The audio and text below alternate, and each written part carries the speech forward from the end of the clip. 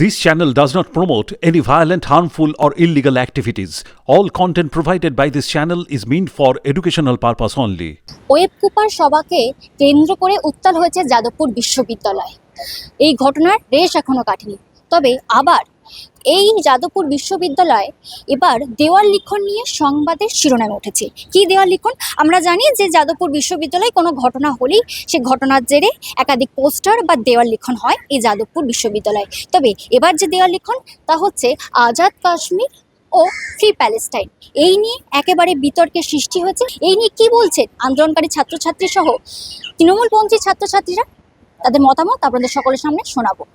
দেখুন, যাদবপুরের দেওয়ালগুলোকে ছাত্ররা যে নামে আখ্যায়িত করি সেটা হচ্ছে ডেমোক্রেটিক ওয়াল বলে। তার কারণ সেখানে বহু ব্যক্তিবর্গের, বহু সংগঠনের মতামত সেখানে উঠে আসে। যাদবপুরের এই ডেমোক্রেটিক ওয়ালগুলো যদি ঘুরে দেখেন, দেখবেন সেখানে রেজিস্ট এনইপি 2020 আছে, স্টেট এডুকেশন পলিসির বিরুদ্ধে আছে, কখনো শ্রম আইন, কৃষক আইন, যাবতীয় ইউজিসি রেগুলেশন সব নিয়েই সেখানে থাকে প্রোটেস্ট করা।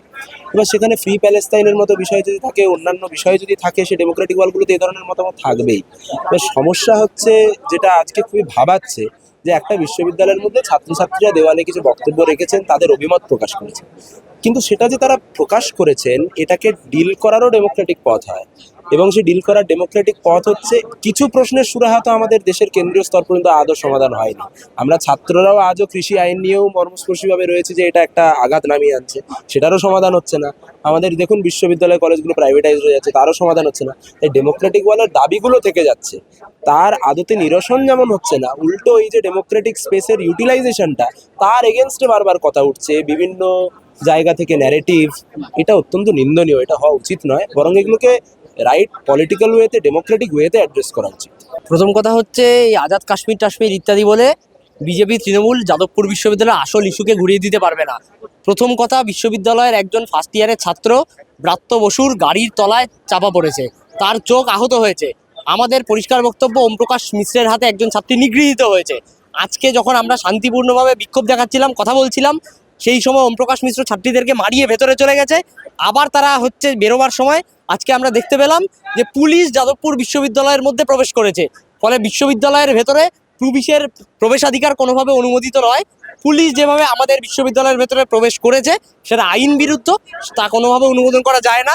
তার জবাব ছাত্রছাত্রীরা যেভাবে দেওয়ার সেভাবে দেবে। অযথা এইসব আজাদ কাশ্মীর ইত্যাদি বলে ছাত্রছাত্রীদের আসল ইস্যুকে ঘুরিয়ে দেওয়া যায়। আমি এটাই বলবো যে এইটা নতুন কিছু নয়, এটা বহুদিন ধরে চলছে, কিন্তু বাইরের পৃথিবীর কাছে এইটা একবারে প্রকাশ্যে চলে এসেছে। যে যখন মাননীয় মন্ত্রী এসেছিলেন, তার গাড়ি যেভাবে ভাঙচুর করা হয়েছে, এটা প্রকাশ্যে চলে এসেছে। এর আগে এটা ভেতরে চলতো এবং নানা রকম অসাংবিধানিক যে জিনিসপত্র বিভিন্ন রকম, যেরকম আমি কিছু কিছু এক্সাম্পল দিচ্ছি। একটা হচ্ছে জিবি, ঠিক আছে, এটা হচ্ছে যে কোনো রকম আইনি এর কোনো ইয়ে নেই।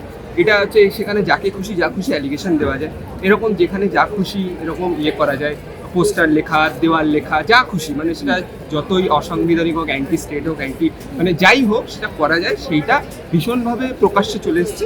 এবং আরও একটা ব্যাপার হচ্ছে যে এখানকার যারা বামপন্থী এবং অতি বামপন্থী, তারা কেউ সংবিধান মানে না, এবং যারা ওদের আইডিওলজিতে সাবস্ক্রাইব করে না তাদেরকে বিভিন্নভাবে হ্যারাস করা হয়। সেটা প্রফেসর হোক, সেটা অথরিটির লোক হোক, সেটা সাধারণ ছাত্রছাত্রী হোক, তাদেরকে বিভিন্নভাবে হ্যারাস করা হয়। এটা আস্তে আস্তে বাইরের, মানে রাজ্যের কাছে, গোটা রাজ্য তথা দেশের কাছে এটা প্রকাশ্যে চলে এসেছে। এবং একজন সাধারণ ছাত্র হিসেবে এই যে যাদবপুর বারবার খারাপ কারণে, এখানে তো অনেক ভালো কাজ হয়, গবেষণা হয়, পড়াশুনো হয়, এখানকার প্রফেসররা অত্যন্ত একাডেমিক্যালি স্ট্রং, কিন্তু এই যে খারাপ বার্তাটা বারবার যাচ্ছে, এটা সাধারণ ছাত্র হিসেবে আমার একদম ভালো লাগছে। এরা যে ছাত্রছাত্রীরা এর সঙ্গে যুক্ত, তারা হলো সেই ছাত্রছাত্রী যারা কলকাতাকে বাংলাদেশ বানাচ্ছে, যারা চায় না যে কলকাতা সহ যাদবপুর বিশ্ববিদ্যালয়ের শিক্ষার পরিবেশ গণতান্ত্রিক পথে চলুক। তারা বিশৃঙ্খলা চায়, তারা সুশৃঙ্খলতা চায় না, তারা সমাজ বিরোধী, তারা সংবিধান বিরোধী। এখন কথা হচ্ছে, যাদবপুর যেহেতু একটা বদ্ধভূমি হয়ে গিয়েছে, যেখানে পুলিশ প্রশাসন ঢুকতে পারবে না, এই সুযোগ নিয়ে প্রগতিশীলতার মোড়কে এই বাম অতিবাম শক্তিরা দিনের পর দিন প্রায় বলা যাবে আশ্রয় দিচ্ছে এই দেশবিরোধী বিচ্ছিন্নতাবাদী শক্তিকে। এবং এরা যাদবপুরে বেড়ে উঠছে, নানা জায়গায় নানা কিছু লিখছে। সকালে একটা কথা মনে হচ্ছে সেটা লিখছে, বিকেলে আর একটা কথা মনে হচ্ছে সেটা লিখছে। যে কোনো সময়, যে কোনো মুহূর্তে একটা করে সংগঠন খুলে দিচ্ছে, যার মেম্বার তারা একাই। এবং কাজেই যেটা গিয়ে দাঁড়াচ্ছে সেটা হলো একটা বিশৃঙ্খলার পথে এগিয়ে যাচ্ছি আমরা। এবং কর্তৃপক্ষ প্রত্যক্ষ পরোক্ষভাবে এদেরকে কোনো এক অজানা চাপে এদের মেনে নিচ্ছে, এদের বিরুদ্ধে কোনো অ্যাকশন নিচ্ছে না। আজকে যাদবপুরের দেওয়ালে যদি একটা কিছু আঁকা হয়, সেটা তো প্রাইমারি ফার্স্ট হ্যান্ড দায়িত্ব কর্তৃপক্ষের। তারা পুলিশ প্রশাসনকে জানাবে, তারা আইনকে জানাবে, এবং তারপর পুলিশ প্রশাসন সেটার বিরুদ্ধে অ্যাকশন নেবে। কাজে এটা তো দিনের পর দিন এই নৈরাজ্য কেন চলবে? সাধারণ ছাত্রছাত্রী হিসেবে এবং অবামপন্থী ভাবধারার ছাত্রছাত্রী হিসেবে এই প্রশ্ন যারাই করতে যাবে, তাদেরকে সেই দিনের মতো নয় গাড়িতে ইট ছোড়া হবে, নয় অফিস জ্বালিয়ে দেওয়া হবে, নয় হেকেল করা হবে। এটা তো বিতর্কের কিছু নেই, এটা সরাসরি একটা স্টেট ফান্ডেড ইউনিভার্সিটি থেকে Bharatvarsha part Kashmir official part তাকে আজাদ করার কথা একটা স্টেট ফান্ডেড ইউনিভার্সিটিতে মানা যায় না।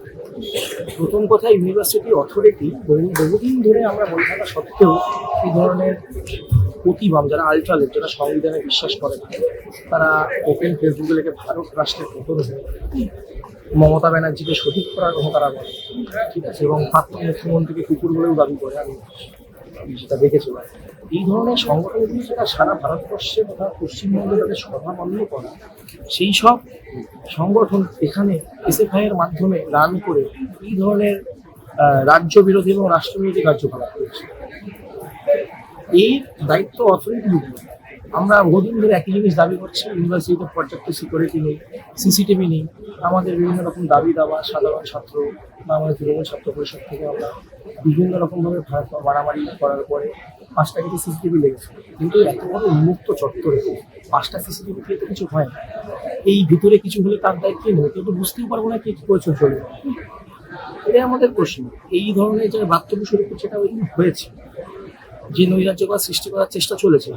মিডিয়ারা না থাকলে হয়তো মানুষ দেখতেও পেতো না, কোনো সিচুয়েশন তো নেই। ওখানে কি হচ্ছে, মিডিয়া না থাকলে দেখতেও পেতো না উনি কি, ওনার ওই দিন লাইভ থ্রেট ছিল, ওনার গাড়ি ভাঙছে। উনি, আমার কথা, স্টুডেন্টরা যারা নিজেকে সাধারণ ছাত্র বলে দাবি করছে, তারা উনি প্রত্যেকটা কি চাইছে, ওনার গাড়ি ভাঙচুর করে নেক্সট প্রসেসটা কিছু, ওনাকে ধরে এখানে যেরকম জিবির নামে খাপ পঞ্চায়েত বসানো, সেই জিবিতে বসাবে ওনাকে রাজ্যের মন্ত্রী, এটা কি ওনারা করতে চাইছে? এটাই প্রশ্ন।